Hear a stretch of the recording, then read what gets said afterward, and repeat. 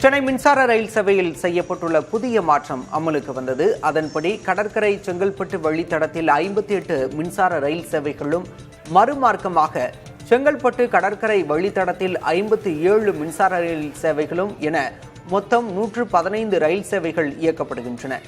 ஏற்கனவே 40 ரயில்கள் ரத்தான நிலையில் மேலும் 49 ரயில்களை ரயில்வே நிர்வாகம் ரத்து செய்தது. கடற்கரை தாம்பரம் சென்னை கடற்கரை வழித்தடத்தில் இரு மார்க்கமாகவும் பீக் அவர்ஸ் இல்லாமல் சாதாரண நேரத்தில் இயக்கப்பட்ட ஏசி மின்சார ரயில் ரத்து செய்யப்படுகிறது. கும்மிடிப்பூண்டியிலிருந்து தாம்பரத்திற்கு இயக்கப்பட்ட மின்சார ரயில் திங்கட்கிழமை முதல் சனிக்கிழமை வரை செங்கல்பட்டிலிருந்து தாம்பரத்திற்கு இயக்கப்படும். செங்கல்பட்டு சென்னை கடற்கரை இடையான விரைவு மின்சார ரயில்கள் பரங்கிமலையில் நின்று செல்லும். சில மின்சார ரயில்கள் சென்னை எழும்பூர், பரங்கிமலை, எழும்பூர் குடுவாஞ்சேரி, எழும்பூர் செங்கல்பட்டு என இரு மார்க்கமாகவும் இயக்கப்படுகின்றன.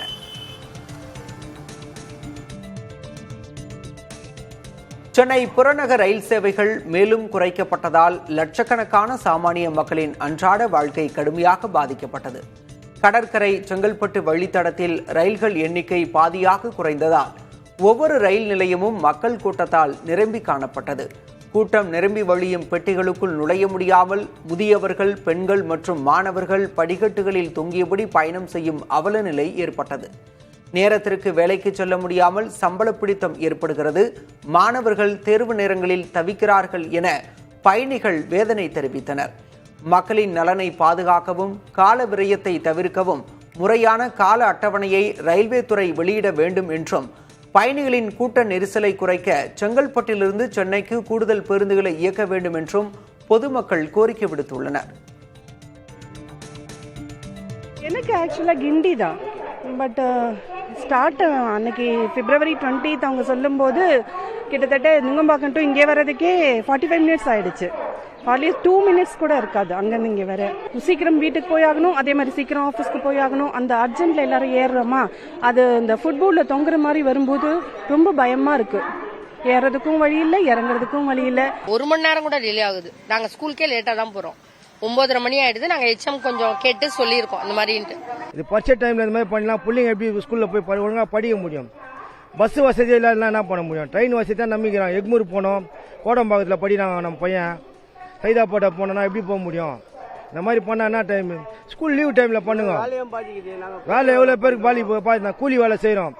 பஸ்ல போனோமா ஒரு 30 ரூபா 40 ரூபா ஆகுது. இதுல போனா 10 ரூபாயிலே போயிடும். நாங்க ஏதோ இதை வச்சு நம்பிதான் எங்க பொழப்பெல்லாம் ஓடுது. இப்போ திடீர்னு இந்த ட்ரெயின் இல்லைன்னா நாங்க ரொம்ப கஷ்டப்படுறோம். 1 ஹவர் டிராவல் ஆகுது. இப்போ 1.5 ஹவர் ஆகுது. எவ்வளவு நிமிஷத்துக்கு ஒரு ட்ரெயின் வருது எங்களுக்கு 15 நிமிஷம்ன்றது இப்போ 3/4 மணி நேரம் ஆயிடுச்சு. சென்னை மற்றும் புறநகர் பகுதிகளுக்கு இடையே 80க்கும் மேற்பட்ட ரயில்கள் ரத்து செய்யப்பட்ட நிலையில் புதிய தலைமுறை செய்தி எதிரொலியாக குறுகிய தூர ரயில்களை ரயில்வே அறிவித்துள்ளது. ரயில் சேவைகள் ரத்தால் பொதுமக்கள் பெரும் இன்னலுக்கு ஆளாக்கி வரும் நிலையில் அது தொடர்பான செய்தி புதிய தலைமுறையில் தொடர்ந்து வெளியிடப்பட்டு வருகிறது. அதன் தொடர்ச்சியாக தற்போது 26 குறுகிய தூர ரயில்களை இயக்க முடிவு செய்யப்பட்டுள்ளது.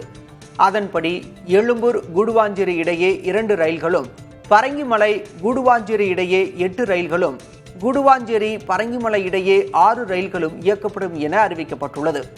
குடுவாஞ்சேரியிலிருந்து தாம்பரத்திற்கு 2 ரயில்களும், தாம்பரம், எழும்பூர் மற்றும் பரங்கிமலைக்கு தலா 1 ரயிலும் இயக்கப்படும் என்றும் தெரிவிக்கப்பட்டுள்ளது. சென்னை புறநகர் மின்சார ரயில்கள் ரத்து விவகாரத்தில் தெற்கு ரயில்வே அலட்சியம் என போக்குவரத்து துறை அமைச்சர் சிவசங்கர் குற்றம் சாட்டியுள்ளார். அவர் வெளியிட்டுள்ள அறிக்கையில், பள்ளி கல்லூரிகளில் பயிலும் மாணவர்களின் ஆண்டு இறுதித் தேர்வு மற்றும் பருவத் தேர்வுகளை கருத்தில் கொள்ளாமல் எழும்பூர் ரயில் நிலையம் சீரமைப்பு பணிகள் தொடங்கப்பட்டுள்ளதாக தெரிவித்துள்ளார். புறநகர் ரயில் சேவைகள் குறைக்கப்பட்ட தகவல் வெளியானவுடன் மாநகர போக்குவரத்து கழகம் மூலம் கூடுதல் பேருந்துகள் இயக்கப்பட்டதாக அவர் கூறியுள்ளார். மாநகர போக்குவரத்து கழகம் சென்னை மக்களின் போக்குவரத்து தேவையை அறிந்து சிறப்பான சேவையை இக்கட்டான காலங்களிலும் நாள்தோறும் வழங்கி வருவதாக தெரிவித்துள்ள அமைச்சர், இதுகுறித்த விவரங்களை முதல்வர் கேட்டறிந்து வருவதாகவும், பயணிகள் சிரமம் இல்லாமல் பயணிக்க ஏற்பாடுகளை செய்ய அறிவுறுத்தியுள்ளதாகவும் விளக்கம் அளித்துள்ளார்.